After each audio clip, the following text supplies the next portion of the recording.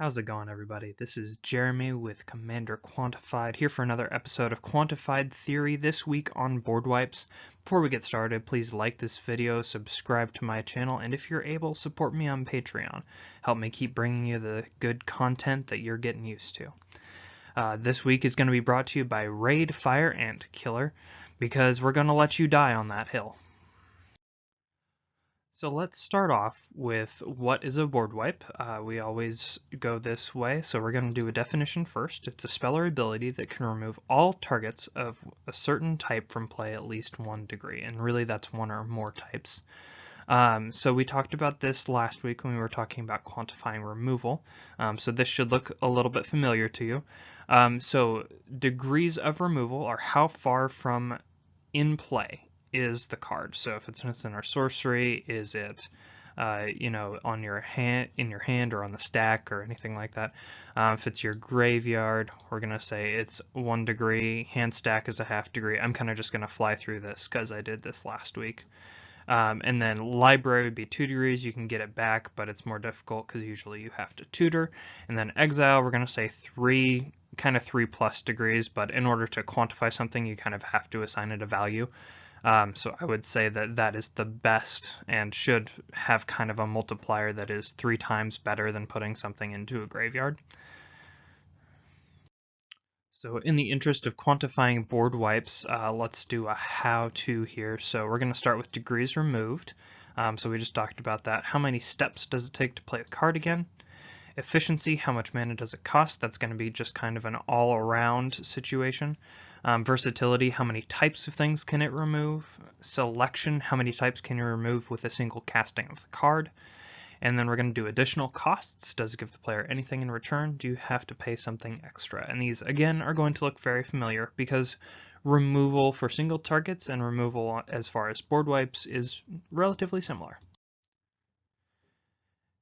Now we're going to talk about degrees removed and kind of like looking at board wipes and how they do that. So Blasphemous Act is a sorcery for 8 and a red. This spell costs 1 less to cast for each creature on the battlefield. Usually you're casting it for 3 or less. And Blasphemous Act deals 13 damage to each creature. So as far as degrees removed, it takes it from play to the graveyard, does not exile.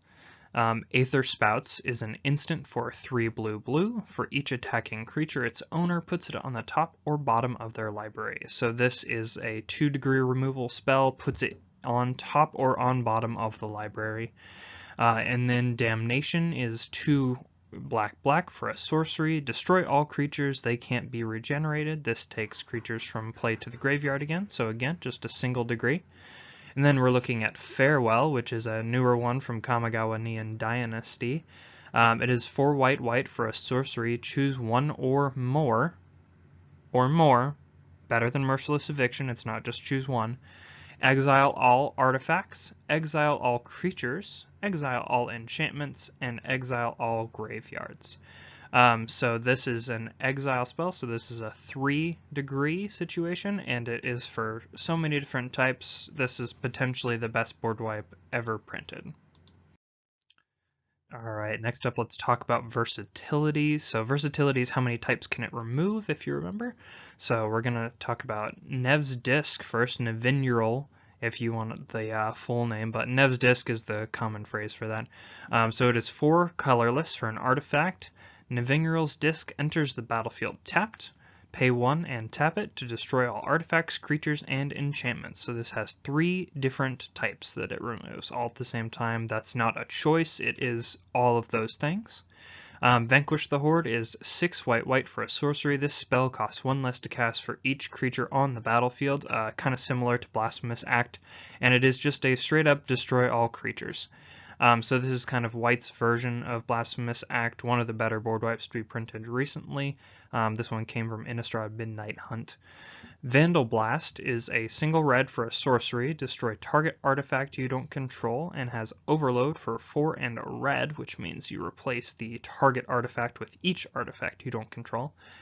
So this is a great, but it only hits 1 type, right? Artifacts. So as far as versatility, only scores 1 point in that area. But still a great card. You should still play it because it counts as spot removal as well as a board wipe. And then Merciless Eviction, we just talked about this a second ago. It's kind of the worst version of Farewell. It is 4 white black for a sorcery. Choose one, not all, one or more. Exile all artifacts, exile all creatures, exile all enchantments, or exile all planeswalkers. So again, it has 4 different types, so it is high on the versatility rating. It does have some amount of choice involved with it, which actually does make it a little bit better than something like Navingeral's Disc. Alright, so this is the thing that's kind of unique to Boardwipes, and we don't really address this much with single target removal. So number of types per cast is kind of what I've decided on this, because if you multiple cast something that has options, it's going to be really helpful. So Bane of Progress is going to be a 4-green creature elemental 2/2. When it enters the battlefield, destroy all artifacts and enchantments. Put a +1/+1 counter on Bane of Progress for each permanent destroyed this way. So it destroys 2 per cast. 2 different types, definitely, like you don't have an option there. Culling Ritual is a kind of a new favorite of mine. It is 2 black-green for a sorcery. Destroy each non-land permanent with mana value 2 or less. Add black or green for each permanent destroyed this way. So this does each non-land permanent, mana value 2 or less. So that's an interesting constraint, doing it by mana value rather than like toughness or card type. This is a great way to get rid of treasure tokens. I've already kind of gone over that in a separate episode, but run this. It's great. Works really well, and you usually get way ahead if you're in a more competitive pod. Meltdown is X and red for a sorcery. Destroy each artifact with total casting cost X or less. So you're just going to pay X into it. Kind of same thing as Culling Ritual, right? You're going to be able to destroy each artifact specifically. It's not non-land permanents. With total casting cost X or less, so it's very narrow, but being as the standard in our format is running 2 mana rocks, if you can cast this for 3 and you're not dependent on those 2 mana rocks, this can really be backbreaking for your opponents and really swing the game in your favor early. So continuing on, I'm going to use the same cards on this slide because it's selective or set, right? So we actually talked a little bit about that with the Bane of Progress, which I'm not going to read again. So this one is set. It destroys all artifacts and enchantments, no options, nothing like that. Culling Ritual is set. Destroys each on-land permanent with mana value 2 or less. Meltdown is selective because you can kind of choose which mana cost you want to remove. Like if you're playing in a more competitive pod and people are running 0 and 1 mana artifact ramp, then you have an advantage there. Just to select the 1 and belows if you wanted to, or if you're running really non-competitive and you're running 3 mana rocks or something like that, or trying to play on curve, which can work, by the way. It just takes a lot of value generation, and that's more of a mid-range strategy. But Meltdown can definitely put you ahead and set your opponents back. Alright, now let's address additional costs. So is anything else involved in casting the spell? Last week I kind of did a little bit of a rundown on this. Boardwipes are a little bit different. There aren't as many that do additional costs, unless they're stapled to a creature or something like that. So Toxic Deluge is 2 and a black for a sorcery. As an additional cost to cast this spell, pay X life. All creatures get -X/-X until end of turn. So this one, the cost is life in this case. Corpse Explosion is 1 black-red for a sorcery. As an additional cost to cast this spell, exile a creature card from your graveyard. Corpse Explosion deals damage equal to the exiled card's power to each creature and each planeswalker. So the additional cost here is exiling a creature card from your graveyard. You cannot cast the spell if you can't do that. So having a creature in your graveyard, honestly, if you're in Rakdos, you're probably doing this anyway. So it shouldn't be too much of an issue, and I wouldn't include this in your deck unless you intend on having a creature in the graveyard at all times. The last one we're going to do is Vengeful Dreams for white.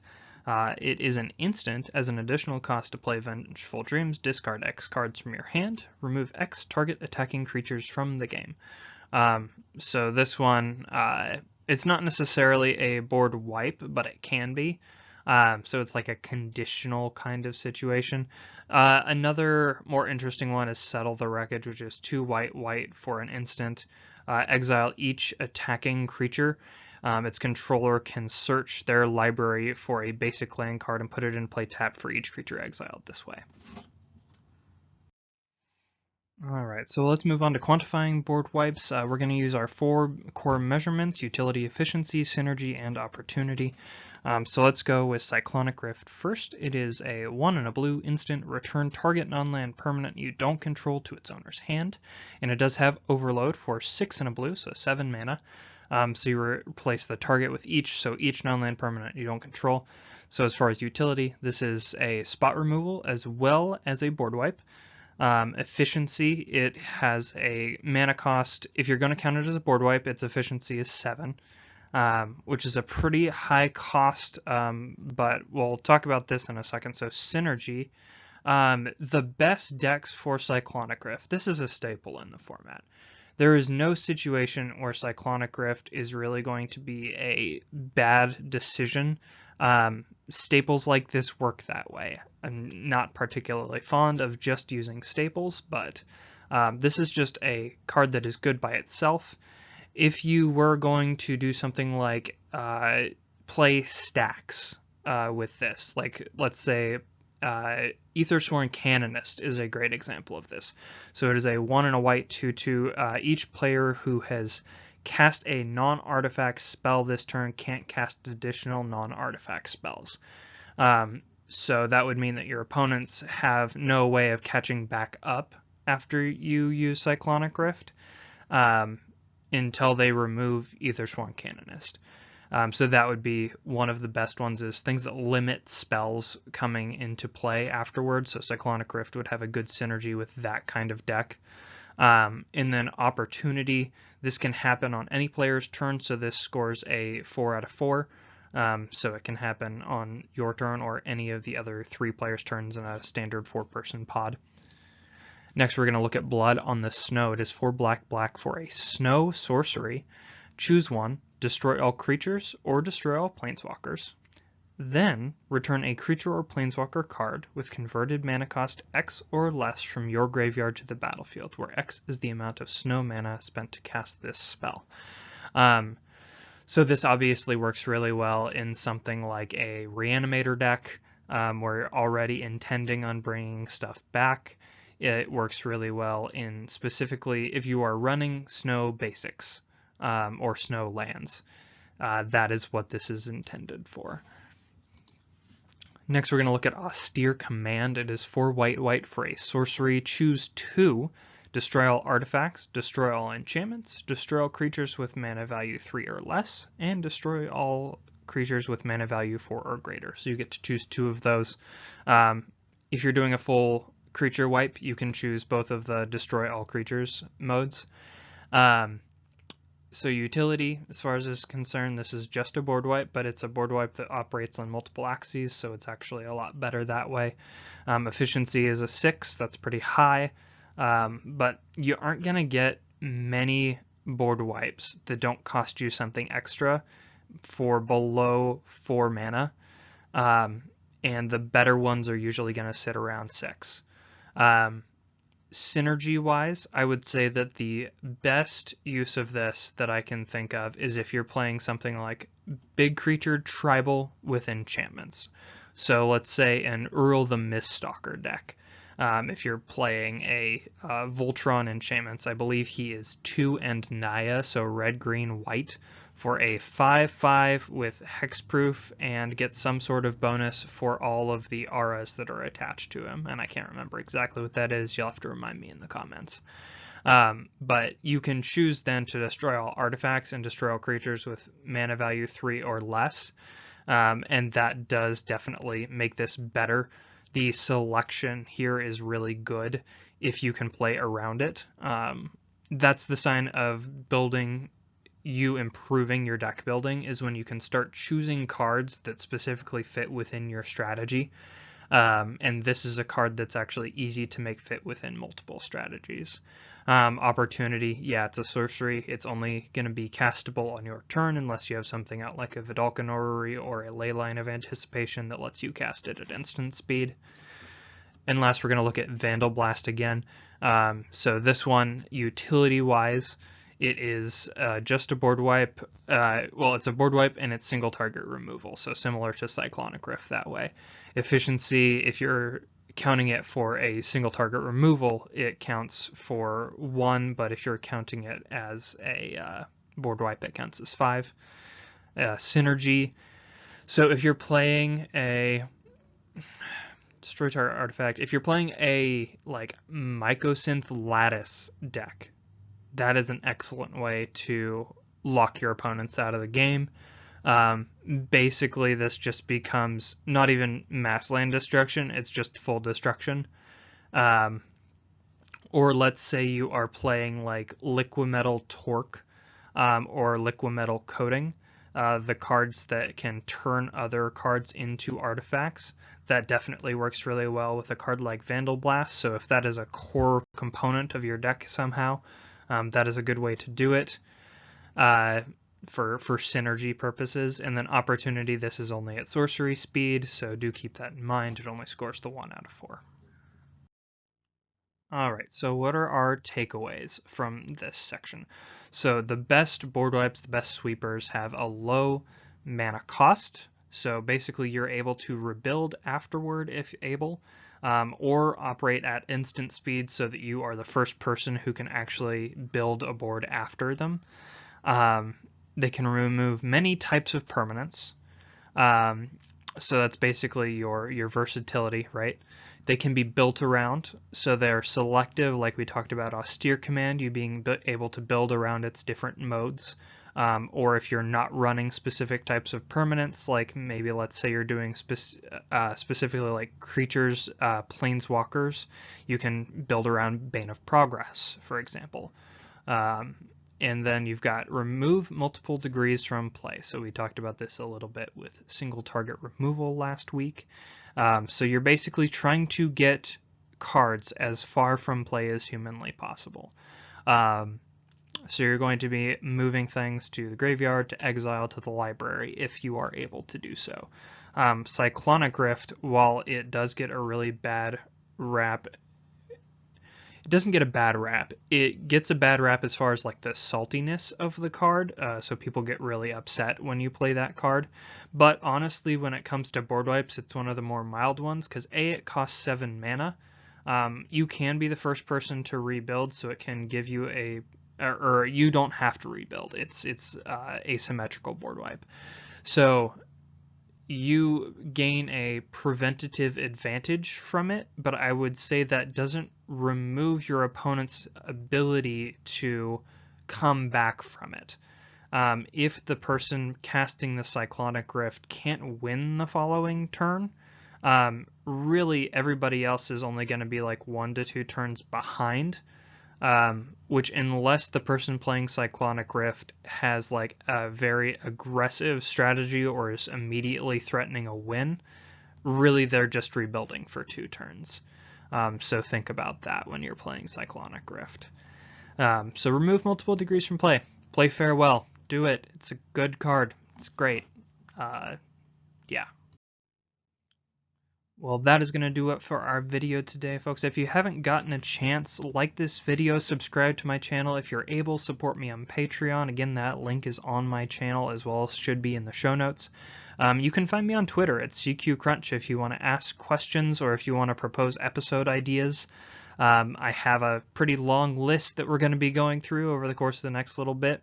And I'm going to continue writing articles, but those are going to start being patron exclusive, so keep that in mind. And we'll catch you on the flip side. Have a great week, guys.